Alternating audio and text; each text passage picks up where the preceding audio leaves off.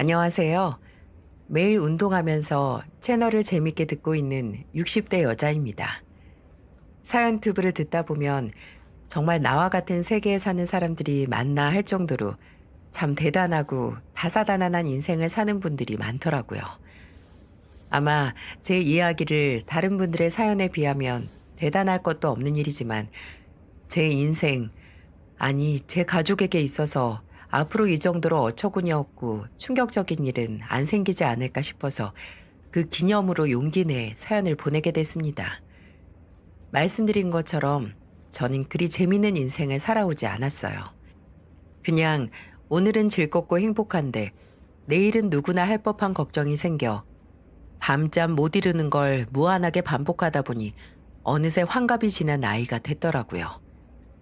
특별하거나 화려하진 않지만 그저 대기업 임원 출신의 남편과 가정을 꾸리며 크게 걱정 없이 아들, 딸 낳고 애들 커가는 거 보면서 사는 평범한 삶에 감사했죠. 지금은 남편도 은퇴해서 바쁘게 살아온 시간 동안 둘이서 못했던 거, 못 가본 곳 가면서 시간을 보내고 있습니다. 여느 부모님들이 그렇듯 저 또한 자식 얘기 시작하면 한도 끝도 없이 할 수 있는데 아들은 반도체 회사에서 엔지니어로 일하고 있고 딸은 대기업 산하의 뷰티 브랜드에서 일하다가 2년 전 지인이 새롭게 낸 화장품 브랜드 회사에 스카웃이 돼서 좋은 조건으로 이직을 했어요. 아들은 수더분하고 뭐든 허허하고 넘어가는 어려서부터 영감 같은 구석이 있는 성격이었어요. 반대로 딸은 지아빠 닮아서 아주 야물딱지고 야갈지만 또 성격이 화통해서 미워할 수 없는 성격이죠. 애들 어렸을 때부터 성격이 극과 극의 애들을 함께 키우다 보면 얘네가 같은 뱃속에서 나온 애들이 맞나 싶을 정도로 둘이 붙어 있으면 신기하기만 했습니다. 부모와 자식이 가장 많이 틀어진다는 사춘기 때도 입시 시절에도 취업 준비하던 때도 둘 다 저나 남편 속을 썩인 적이 없었는데 그럼에도 당연히 자식 걱정하는 마음은 똑같이 있었습니다. 특히 저희 아들 생각에 가슴이 답답하고 괜히 먹먹해서 잠을 못 잔 적이 많았어요. 아들은 나이 38까지 독수 공방을 했는데요. 친구들 사이에서 별명이 선비일 정도로 연애나 여자에는 영 관심이 없었답니다. 하지만 그렇다고 연애를 안 해본 건 아니었어요. 아들이 본의 아니게 주변에서 선비라고 불리게 된 건 과거의 상처로 남은 사라지지 않는 후유증 때문이었습니다. 아들에겐 오랫동안 연애를 한 아가씨가 있었어요. 20대 초반에 만나 8년 연애를 했었죠. 원래 중학교 동창이었다가 연락이 끊기고 그 후에 작게 중학교 동창회 겸 같은 출신 친구들끼리 모였다가 재회를 했던 거죠.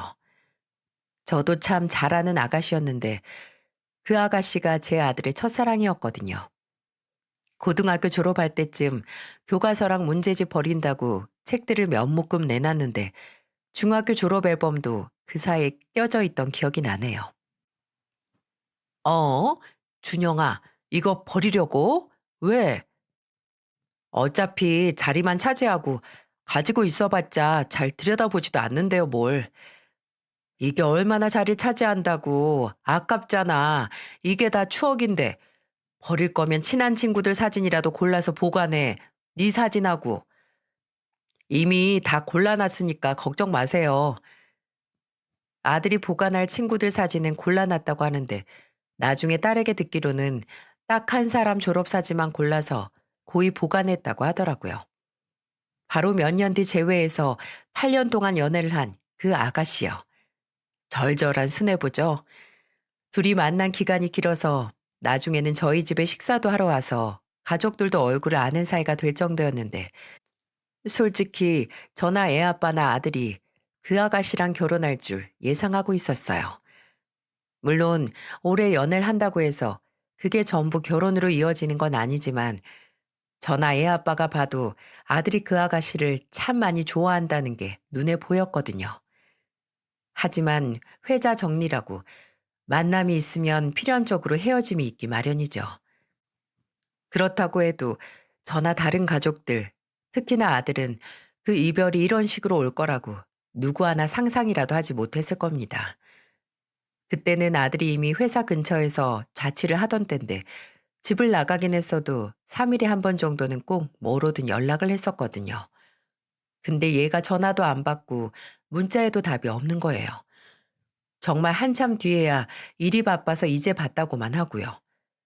집에도 안 오고 2주만 지나도 반찬 다 먹었다고 가지러 오던 앤데 무슨 일이 있나 걱정하던 와중 아들의 친한 친구에게서 연락이 왔습니다. 그 친구는 아들이 중학교 때부터 아들은 반장, 그 친구는 부반장을 도맡아 해서 친해졌는데 엄마들도 친해져서 오랫동안 알아왔거든요. 원래 명절이나 제 생일에 가끔 어머님 하면서 안부 연락을 하긴 했는데 그때는 그런 기념일도 아니어서 의아한 마음으로 전화를 받았죠. 동혁아, 무슨 일이야? 엄마는 잘 계시고? 아, 네네, 그럼요. 어머님은 잘 지내시죠? 어머님, 제가 다름이 아니고 혹시 준영이한테 뭐 들은 거 있으세요? 들어? 뭘? 안 그래도 요새 준영이 걔가 연락도 잘 안 돼서 무슨 일이 있나 했는데 왜? 진짜 준영이한테 무슨 일 있는 거니? 동혁이는 주저하다가 이내 본인이 먼저 어머니께 말씀드리는 거 조심스럽긴 한데 그래도 준영이가 너무 걱정돼서 그런다고 그 자식 요새 본인 연락도 안 받는다며 얘기를 시작하더라고요. 그리고 제게 설명해준 얘기들은 충격적이다 못해 욕이 치밀 정도였죠. 아들이 글쎄 실연을 당했답니다. 근데 그냥 실연을 당한 게 아니고 8년을 만난 그 여자가 바람이 났는데 그 바람난 상대가 아들의 10년지기 친구였다는 겁니다.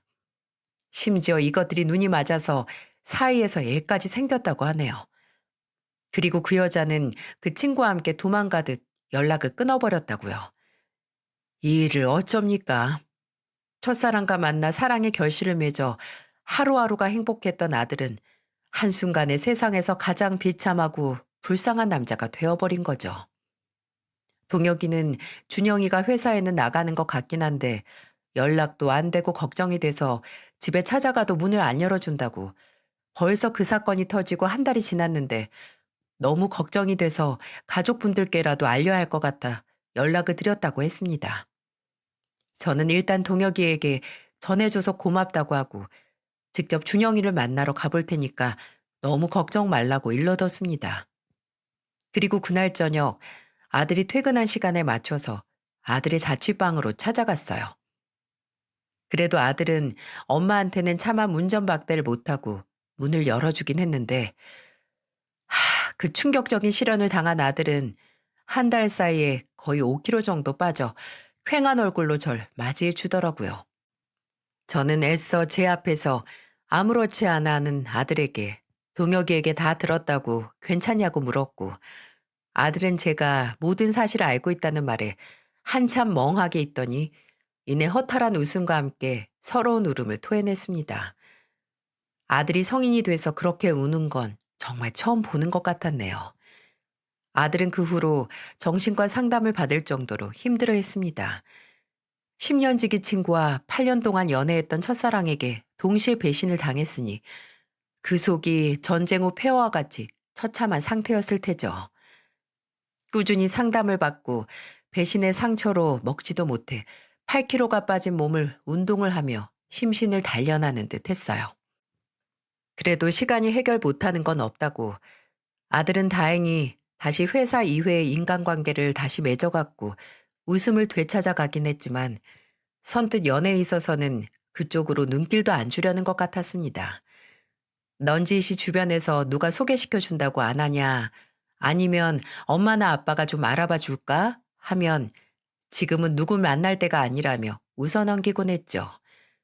딸은 처음에는 어련히 알아서 한다고 오히려 사람을 사람으로 있는 게 아니라고 오빠를 그냥 내버려 두라고 했지만 아들의 독수 공방이 2년이 지나고 3년이 지났을 때는 지가 먼저 주변에 혼자인 친구들 소개시켜 줄까 하고 먼저 물어보더라고요.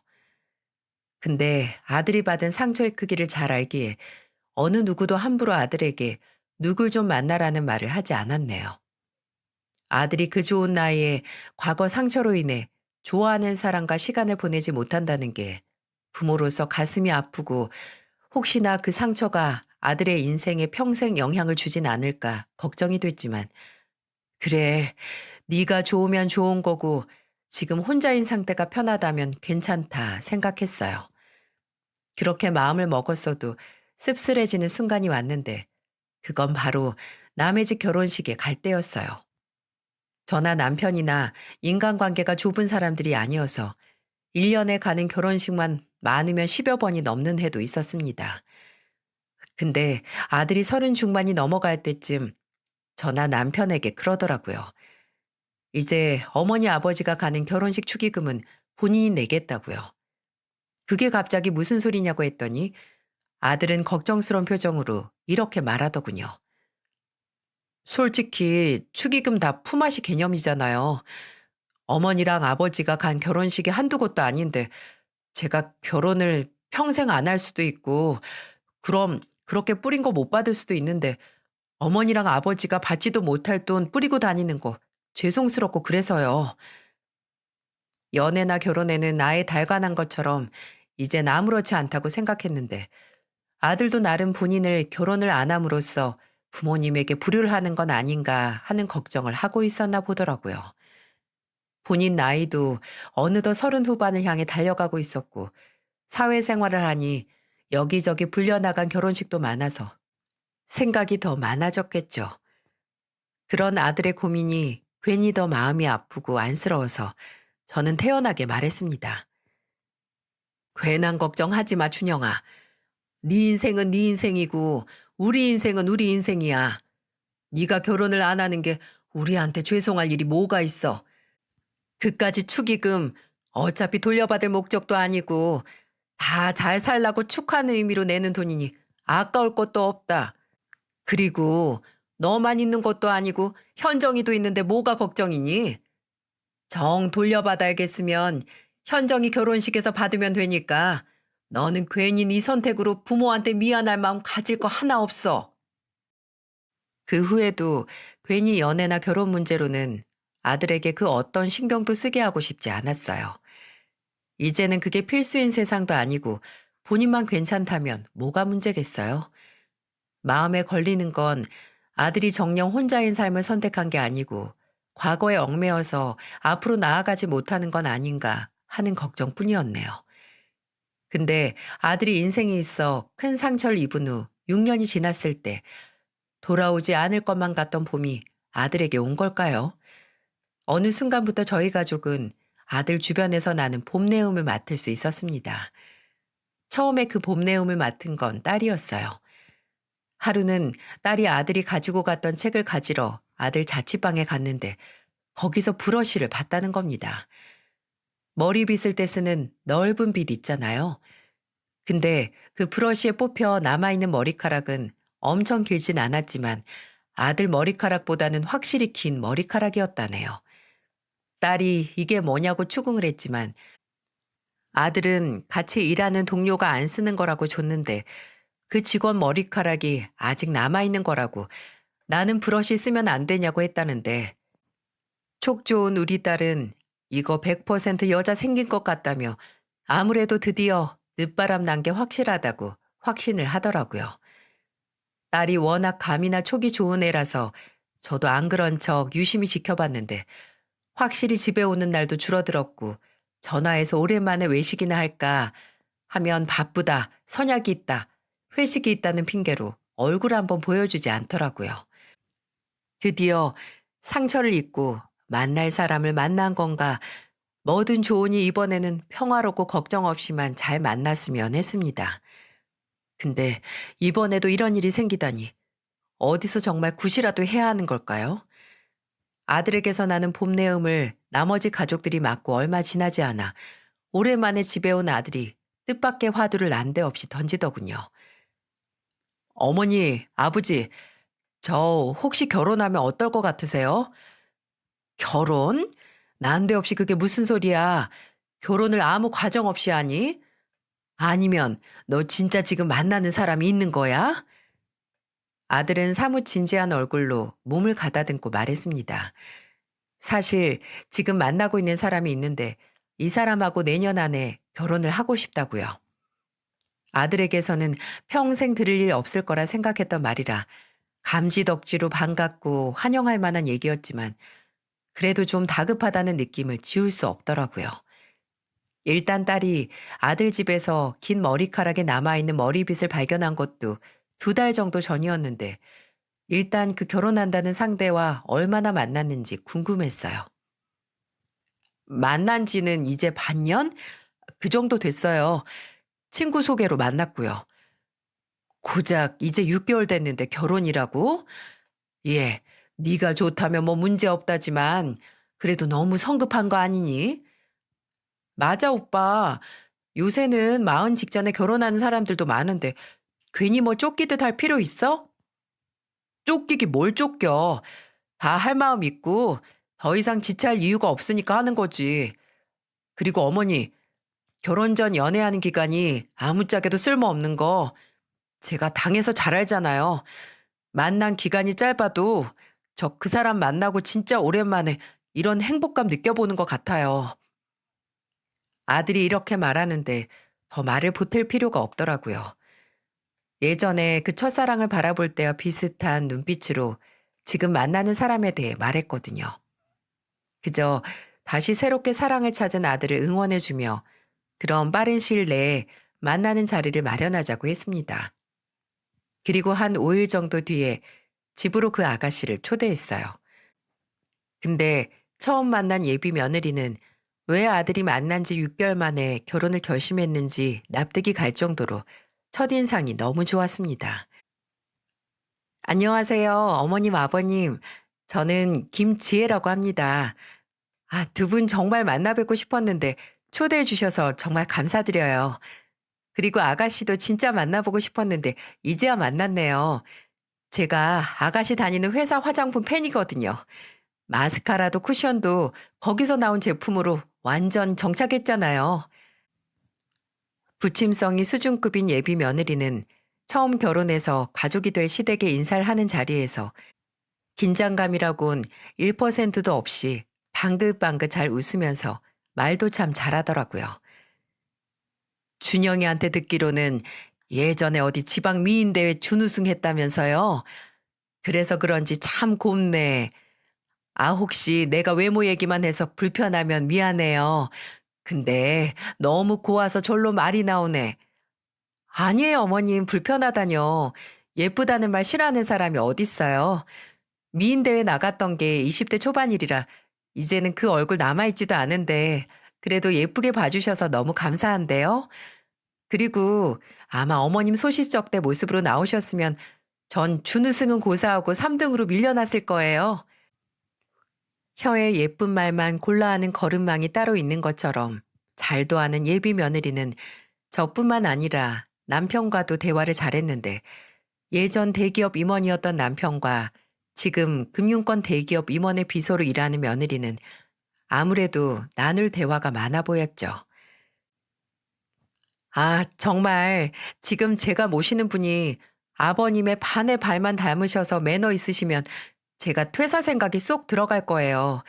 아버님, 왜 이렇게 일찍 은퇴하셨어요? 안 그러면 제가 아버님 비서로 바로 지원했을 텐데. 예비 며느리는 인사를 하러 온 첫날부터 온 가족의 마음을 한 번에 사로잡았어요. 물론 예쁜 외모처럼 말도 예쁘게 잘해서 호감일 수밖에 없었지만 무엇보다 제 아들을 그 길고 어두운 터널에서 꺼내준 게 바로 예비 며느리란 생각에 마음 같아선 거짓말 조금 보태서 매일 얻고 다니고 싶을 정도로 고마운 마음뿐이었어요. 저는 예비 며느리에게 결혼 준비부터 시작해서 이미 가족이나 다름없으니 그냥 심심하면 언제든 놀러 오라고 말했고 예비 며느리는 활짝 웃으며 정말요? 어머님, 저 그럼 진짜 맨날 와요? 라고 하더라고요. 그리고 실제로도 자주 저희 집에 와서 식사를 하고 갔고요. 예비 며느리의 방문을 저도 아들도 딸도 반겼지만 그 누구보다 환영했던 건 바로 남편이었어요. 남편은 은퇴 후 한동안 출근 없이 여유 있는 시간을 즐기다가 점점 무료해하던 참이었거든요. 그리고 집안이 늘 횡하기도 했고요. 요새는 같은 공간에 있어도 죄다 스마트폰 붙들고 있어서 가까이 있어도 더 단절된 것만 같잖아요. 저희 가족도 마찬가지였어요. 아들은 자취해서 집에 없고 딸은 함께 살고 있긴 하지만 밥 먹거나 같이 TV 보는 시간 아니면 그냥 제 방으로 들어가서 잘 안 나오고 일 때문에 또 늦게 퇴근해서 얼굴 못 보고 며칠 지날 때도 종종 있었고요. 이런 생활에 공허해하던 남편은 예비 며느리가 집에 놀러 오면 어쨌든 아들도 함께 집에 오고 손님이 왔으니 온 가족이 거실에 둘러앉아서 같이 밥 먹고 TV도 같이 보고 또 술도 가볍게 할 수 있으니 누구보다 예비 며느리의 방문을 기뻐했습니다. 그러다가 한 달 정도 지났을까요? 아들을 통해서 깜짝 놀랄 만한 소식이 들려왔습니다. 바로 예비 며느리가 임신을 했다는 소식이었어요. 아들이 결혼을 한다는 소식만큼 급작스러웠지만 그렇다고 기쁜 소식이 아닐 순 없었습니다. 오히려 남들보다 늦은 만큼 행복이 순식간에 저희 집에 찾아왔다고 생각했어요. 근데 그 기쁜 소식을 미심쩍게 생각한 사람이 있었는데요. 그건 바로 제 딸이었습니다. 임신이라고? 아니, 만난 지 얼마나 됐다고. 이제 7달 아니야? 만난 시간이 짧다고 해도 준영이도 나가서 사는데 말이 안 될 게 어딨어. 뭐 말이 안 될 건 없는데 근데 좀 찜찜하다. 그렇지 않아, 엄마? 찜찜은 뭐가 찜찜해. 왜 갑자기 이상한 트집을 잡어? 아니, 트집이 아니고 엄마 기억 안 나? 저번에 언니 우리 집에 와서 밥 먹고 갔을 때 거실에서 TV 볼 때 엄마가 언니한테 한 말 있잖아. 딸의 말이 뭐냐면 임신 소식을 알리기 열흘 정도 전에 예비 며느리가 저희 집에 왔었는데 그때 거실 TV에서 그 연예인들 애들이 나오는 프로를 했었거든요. 거기서 나온 애기들이 너무 예뻐서 제가 아유, 쟤네 할머니 할아버지는 밥 안 먹어도 배부르겠다. 손주들이 저리 이쁘니까 라고 했거든요.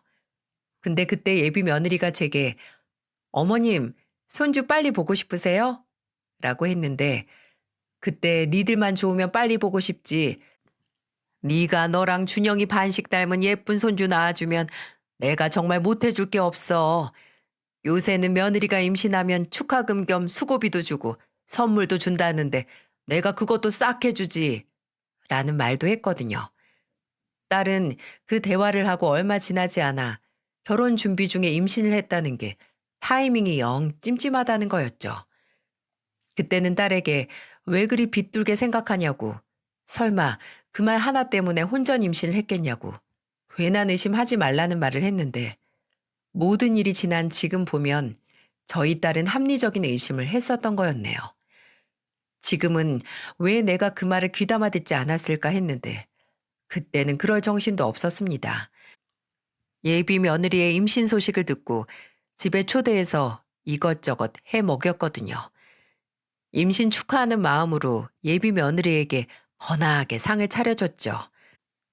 근데 그렇게 갈비찜이랑 훈제오리 볶음이랑 새우튀김 등 본인이 좋아하는 음식이 가득한 상을 받은 예비 며느리가 수저를 들기도 전에 갑자기 우는 겁니다. 다들 우는 예비 며느리를 보고 놀라서 왜 그러냐고, 혹시 벌써 입덧이냐고 하는데 예비 며느리는 눈물이 흥건한 얼굴을 훔치며 그러더라고요.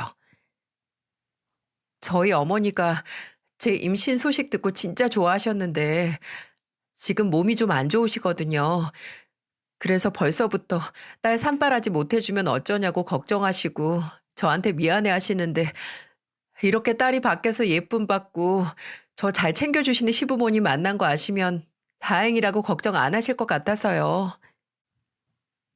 예비 며느리는 아버지가 오래전에 돌아가시고 홀어머니 아래서 동생과 자랐는데 어머니께서 두 딸을 키우느라 안 해보신 일이 없어서 일찍 잔병 치레가 잦았다는 얘기를 하면서 아들이 걱정을 했었거든요.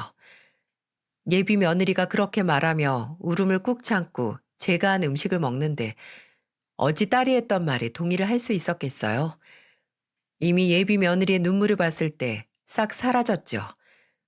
예비 며느리가 임신을 한 만큼 결혼 준비 일정도 앞당겨서 상견례도 일찍 했는데 딸들을 키우느라 혼자 고생을 한 만큼 쇠약해 보이는 예비 사부인에게 저는 정말 맹세하는 마음으로 소중한 딸 고생 하나 안 시키고 제 자식 마냥 품겠다는 말을 했어요.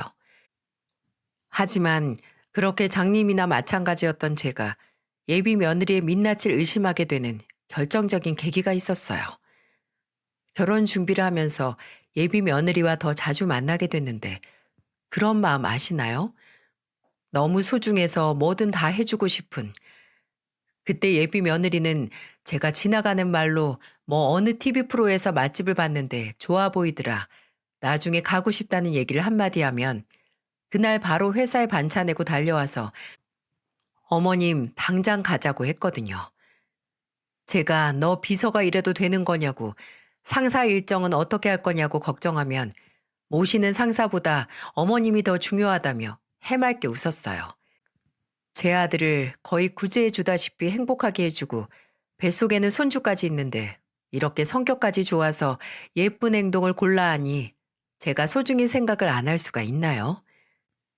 그렇게 결혼 전에 뭐라도 하나 선물해주고 싶다는 생각을 하고 있었는데 어제 예비 며느리를 만날 때마다 옷이나 신발보다 항상 브랜드도 없는 낡은 가방을 메고 다닌다는 게 눈에 들어오더라고요. 지혜야, 준영이가 너한테 좀 좋은 가방 하나 안 사주디? 버는 돈 다 어디다 쓰니 걔는? 네? 아유, 무슨 가방이에요, 어머님. 준영 씨는 제가 이런 데 관심 없다는 거 알아요. 저도 딱히 받고 싶은 마음 없고요. 가방이라는 게 물건만 들어가고 튼튼하기만 하면 됐지. 저 이거 벌써 7년째 들고 다닌 거예요. 얼마나 튼튼한데요. 사치 안 부리고 값싼 물건 오랫동안 튼튼히 쓰는 것도 훌륭한데 그래도 사람이 늘 합리적인 소비만 할 수는 없잖니. 여유 있으면 돈 좀 써서 기분 전환할 수도 있지. 안 되겠다. 너 나랑 내일 당장 백화점 좀 가자. 예물 미리 준다 치고 내가 지혜 너 명품 가방 하나 사줄게. 예비 며느리는 당연히 처음에는 아니라고 어차피 너무 비싼 건 잘 들고 다니지도 못한다고 하면서 마음만 받겠다고 했지만 제가 마음도 받고 가방도 받으라면서 거의 끌고 가다시피 했어요.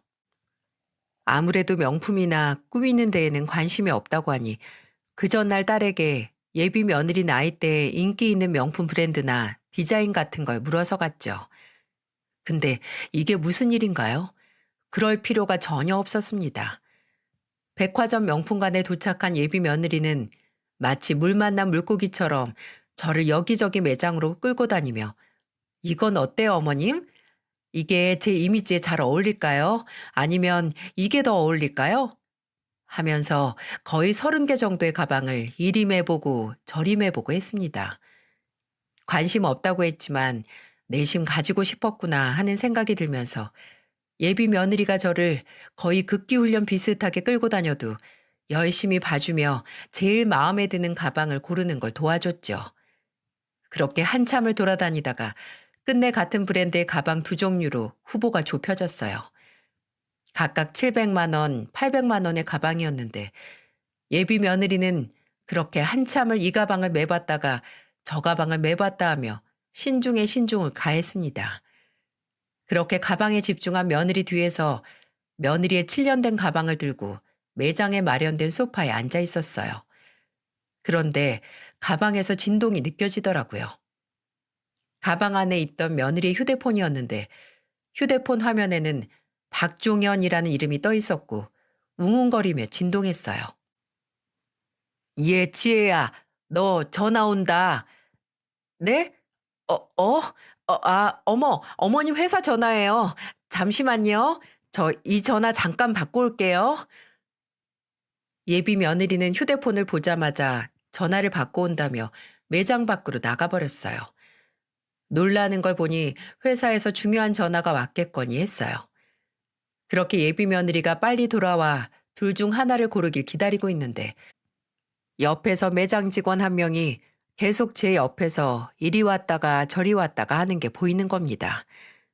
그때는 아, 너무 오래 있는구나, 눈치 주는구나 했거든요. 그 정도로 오래 있기도 했고요. 근데 그 직원이 제게 저 하고 말을 거는 게 아니겠어요? 저 고객님, 혹시 방금 나가신 분이 며느님이신가요? 네. 아, 네네, 맞아요. 우리 아들이랑 이제 결혼할 사이인데 내가 선물 하나 주려고 데려왔어요.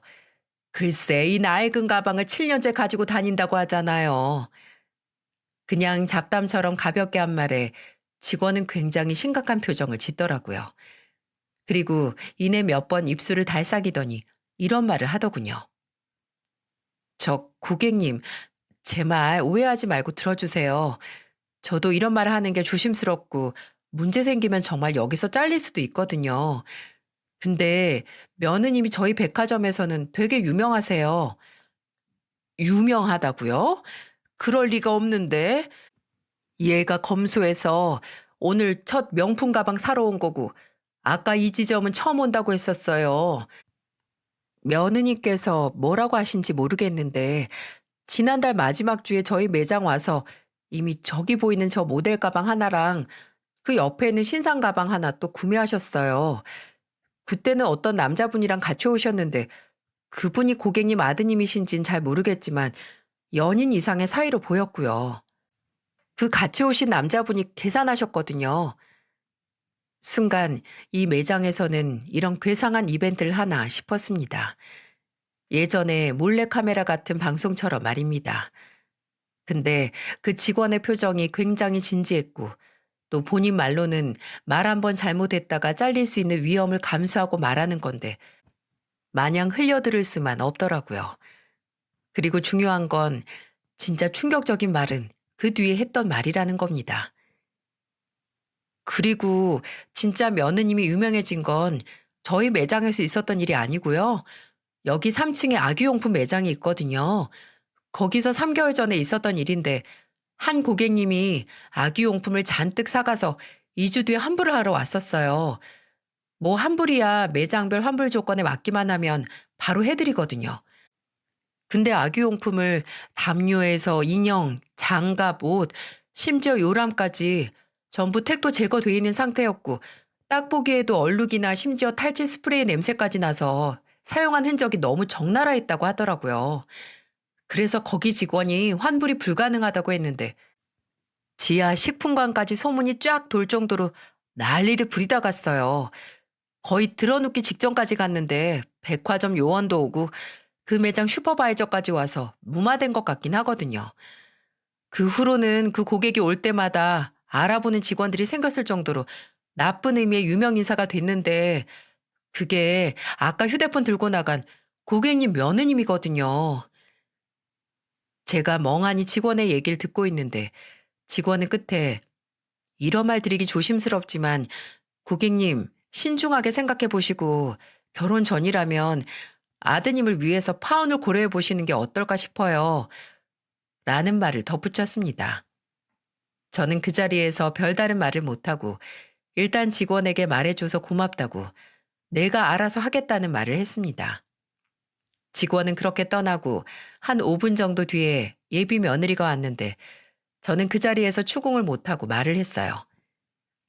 지혜야, 네가 아까 말한 가방 있잖니? 나오자마자 다 팔려서 구경도 못했다는 가방. 다다음 주에 여기 들어온다는데 기다렸다가 그 가방 사는 게 낫지 않겠니? 아니요. 괜찮아요. 저는 그냥 이 둘 중 하나로. 아니, 너 계속 고민하는 거 보면 딱히 둘 다 마음에 차는 것 같지 않은데 7, 800 주고 2% 부족한 가방 사느니 2주 기다려서 딱 마음에 드는 가방 하는 게 낫잖아. 당장 가방이 필요한 것도 아니고 이렇게 7년 써도 튼튼한 가방이 있는데 2주 더 들어도 이 가방이 갑자기 찢어질 일도 없지. 알겠지? 내 연락처 남겨놨으니까 입고 되면 바로 연락 준다고 했다. 저는 눈앞에 고가의 명품 가방을 두고 아니 저것도 괜찮은데 라고 입맛을 다시는 예비 며느리를 끌고 백화점을 나왔습니다. 솔직히 그때 매장 직원의 말을 다 믿은 건 아니었어요. 근데 그렇다고 예비 며느리가 그럴 일 없다고 확신한 것도 아니었습니다. 이도 저도 아닌 상태에서 돌다리도 두들겨 건넌다는 심정으로 일단 며느리를 끌고 백화점에서 나온 거예요. 근데 이 얘기를 누구에게 하나요? 아들에게 하기에는 자식에게 드디어 찾아온 행복을 제 손으로 부수는 것 같아 차마 말이 안 떨어지고 입이 안 떨어졌어요. 그래서 일단 딸에게 이 일을 털어놨습니다. 딸은 저만큼은 안 놀라더라고요. 어쩐지 느낌이 좀 아닌 것 같더니만, 진짜 골 때리네. 현정아, 이걸 어떻게 해야 하니? 아니, 생전 처음 보는 직원 말 믿고 무조건 의심하는 것도 웃기고, 그렇다고 해도 그냥 넘어가자니 찜찜하고, 판단 잘못했다가 네 오빠 신세 망치면 어떻게 하고. 딸은 뭐든 제대로 알아보는 게 좋겠다며 본인이 예비 며느리 뒷조사를 해보겠다고 하더라고요. 네가 그걸 어떻게 하냐고 하자 딸은 몇 달 전 이혼한 친구가 전 남편이 불륜을 해서 이혼하게 된 건데 그때 심부름센터에 의뢰를 해서 그 현장을 잡았다고 하더라고요. 그 친구한테 심부름센터 연락처를 알아봐서 의뢰할 테니 일단 모른 척 하고 있자고 했어요. 혹시나 그 매장 직원이 잘못한 거면 괜히 긁어부스러 만들었다가 오빠가 살면서 두 번씩이나 큰 상처 입을 거라고요. 그렇게 하루 이틀 3일이 지나고 저는 종종 연락을 하고 찾아오기까지 하는 예비 며느리 앞에서 아무렇지 않은 척 연기하느라 진땀을 뺐습니다. 평범한 사람이라면 단 몇 시간도 거짓된 표정으로 연기를 하는 게 쉬운 일이 아닐 거예요. 그러니 몇 개월 동안 그 짓을 한 예비 며느리는 얼마나 대단한 겁니까? 딸은 5일 뒤에 정말 큰일 날 뻔했다는 말과 함께 심부름 센터에서 받은 결과물을 들고 왔는데요. 지금도 딸이 내민 증거들을 봤을 때 등 허리부터 소름이 쫙 돋았던 게 잊혀지질 않습니다. 예비 며느리는 일단 금융권 대기업에 입사한 그 어떤 이력도 없었어요. 아니, 심지어 그 당시 백수였어요. 백수. 3년 전 대기업 계열사의 콜센터에서 단기 아르바이트 몇 번 한 게 전부였죠. 또 만나는 사람이 제 아들뿐만이 아니었네요. 딸이 심부름센터 직원이 딱 이틀 붙어 있었는데 증거로 쓰일 만한 사진 거의 찍었다고 둘이 같은 집에 살지만 않을 뿐이지 거의 부부나 다름없는 사이같이 보였다는 말을 했다고 하더군요. 그러면서 사진을 보여주는데 누가 보면 몸이 본드로 붙어 있는 거 아닌가 싶을 정도로 밀착해서 식당이나 커피숍에 들어가고 거리를 걷다가 같은 차에 타서 서로 애틋하게 볼을 쓰다듬는 것까지 모조리 찍혔더라고요. 말은 못하지만 더한 사진도 찍혀서 헛구역질까지 나올 뻔했습니다. 그 순간 눈앞에 예비 며느리란 그 인간이 우리 가족을 능멸 수준으로 속였다는 증거물뿐만 아니라 이 사실을 내 아들에게 내가 직접 전해야만 한다는 사실이 제 속을 아프게 했습니다.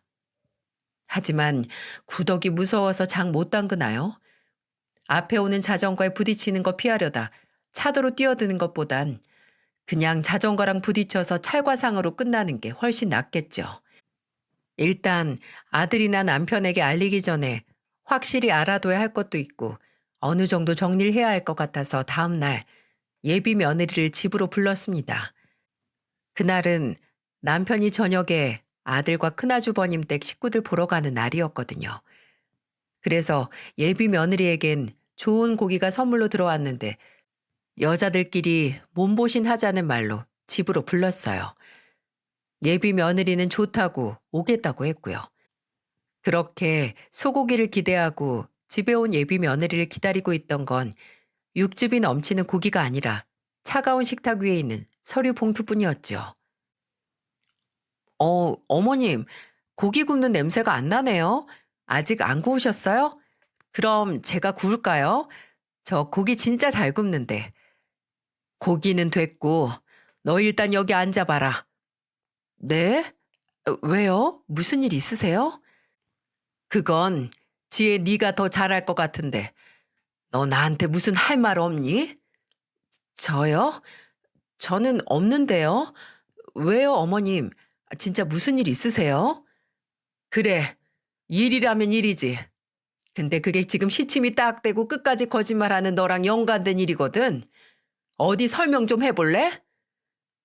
그렇게 말하고 저는 앞에 있는 서류 봉투에 들어있던 사진을 몽땅 꺼내 예비 며느리 앞에 펼쳐 보였어요.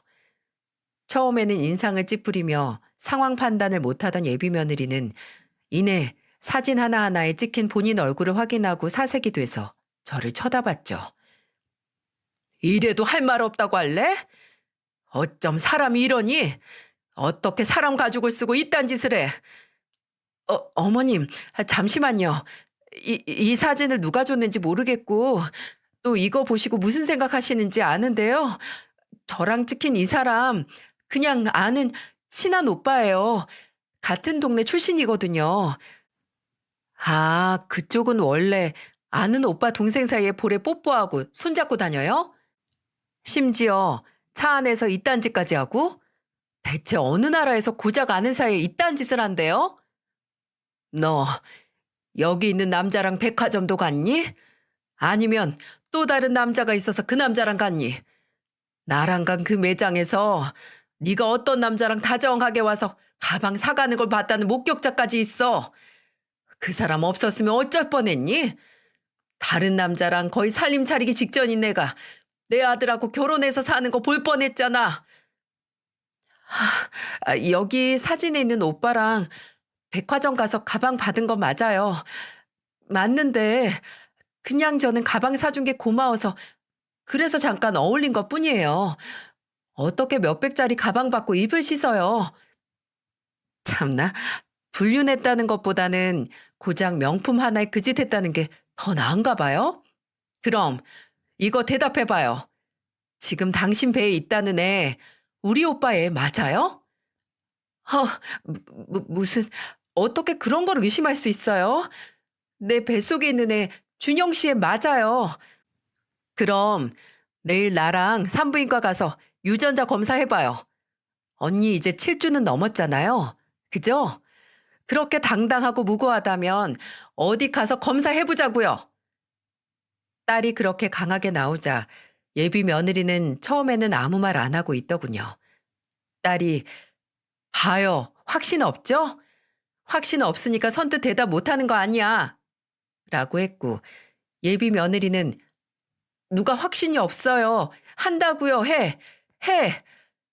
이에 준영 씨 아이인 거 밝혀지면 그때 저한테 사과할 준비나 하세요. 두 사람 다. 라고 뻔뻔하게 말하더군요. 딸은 거기에 굴하지 않고 본인이 예약해서 문자 해줄 테니까 그때까지 어디 한번 본인이 했던 거짓말에 질식할 각오하고 오라고 하고 예비 며느리를 집 밖으로 내쫓았어요. 근데 딸도 예비 며느리 뱃속의 아이가 지 오빠 애가 아닐 거라는 100% 확신은 없었나 봅니다. 저도 마찬가지였고요. 하지만 하늘이 제 아들을 버리지 않았다면 그 뱃속의 아이는 아들의 아이가 아닐 거라고 믿었네요. 만약 아들의 아이면 어쨌든 평생 뻔뻔스러운 예비 며느리와 엮일 테니까요. 딸은 신사동에 있는 산부인과에 예약을 했고 예비 며느리에게 날짜와 병원 주소를 찍어서 도망갈 생각하지 말고 시간 제대로 맞춰서 와라 라는 문자를 보냈습니다. 몇 분 뒤 예비 며느리는 민망해서 사과할 준비나 해라 라는 답장을 보내왔고요. 그리고 다음 날 저와 딸은 예약한 병원으로 갔고 그 앞에서 다리를 후들거리며 올 예비 며느리를 기다렸어요. 근데 약속한 시간 10분, 20분, 심지어 40분이 지나도 오지 않는 겁니다. 심지어 전화도 안 받아서 이대로 안 올 작정인가 하고 있는데 기다린 지 50분이 지나갈 때쯤 문자가 하나 날라왔어요. 나 안 갈 거니까 그만 기다리고 댁으로 돌아가세요. 참나, 별 대단하지도 않은 집안 지킬 게 뭐가 그렇게 많다고 모녀가 쌍수를 들고 달려들어? 나 임신도 안 하고 이제 그쪽 아들도 안 만날 테니까 그렇게 아세요. 준영 씨한테도 그렇게 전하시고요. 아시겠어요? 그 순간 이 인간을 찾아내서 아예 3대를 멸해버릴지 싶은 생각이 들 정도로 열이 받았고 동시에 내 아들 아이를 임신 안 했다는 사실에 안도했습니다. 무서운 인간. 어떻게 사람이 이런 짓을 하나요? 아니면 사람이기에 이런 짓이 가능한 건가요? 저와 딸은 안도와 분노가 섞인 한숨을 내뱉고 이제 이 사실을 어떻게 아들에게 전할지 고민을 했습니다. 하지만 그 어떤 방법도 단도직입적이고 솔직한 방법을 따라올 수 없다는 생각을 했어요. 그날 밤 아들에게 중요하게 할 얘기가 있다고 하고 집으로 불렀고 아들이 집에 오기 전에 남편에게는 미리 상황에 대해 설명을 끝마쳤네요. 남편은 울그락불그락한 얼굴이 돼선 이럴 수는 없다. 사람이 이럴 수는 없는 거야. 라고 넋이 나간 것처럼 말을 했고요. 그리고 아들이 퇴근 후 집에 왔을 때 딸이 심부름센터에서 받은 증거들과 마지막으로 예비 며느리였던 그 사기꾼이 보낸 문자 메시지까지 아들에게 보여주며 너 정말 큰일 날 뻔했다고 속이려고 작정하고 달려든 사기꾼하고 같이 살 뻔했다고 설명했습니다. 아들은 그래서 연락이 안 됐던 거구나 라고 중얼거리더니 얼굴도 못 들고 뭐라 말도 하지 못했죠. 너 걔 친구한테서 소개받았다고 했지? 그 친구한테 대체 무슨 생각으로 너한테 이딴 사기꾼을 엮어줬는지 걔가 무슨 생각으로 이딴 짓을 했는지 확인해봐. 무슨 억하심정으로 일했는진 알아야 할 거 아니야. 사실 이 사람 친구 소개로 만난 거 아니에요. 그럼 대체 그런 애를 어디서 만났는데? 아들은 참담한 얼굴로 몇 번이나 얼굴을 쓸어내리고 마른 침을 삼키다가 입을 열어 말했습니다. 사실 친구들과 술집에 갔다가 옆 테이블 일행과 합석을 하게 됐는데 그 일행 중 하나가 바로 그 사기꾼이었다고요. 기함을 했죠. 대체 무슨 생각으로 술 먹다가 만난 신원도 모르는 사람과 만난 지 6개월 만에 결혼 결심을 하냐고요. 그러니 이런 사단이 나지 않냐고 저도 남편도 자각도 못하고 아들을 몰아세웠습니다. 이미 숙여질 대로 숙여진 아들의 고개는 거의 땅에 닿을 것 같이 내려갔고 아들은 기어 들어가는 목소리로 이렇게 말하더군요. 더 이상 과거에 얽매여 살고 싶지 않은데 이미 그렇게 결심하고 난 후에는 시간이 너무 지나서 본인한테 기회가 없어진 것 같아서 초조해졌다고요.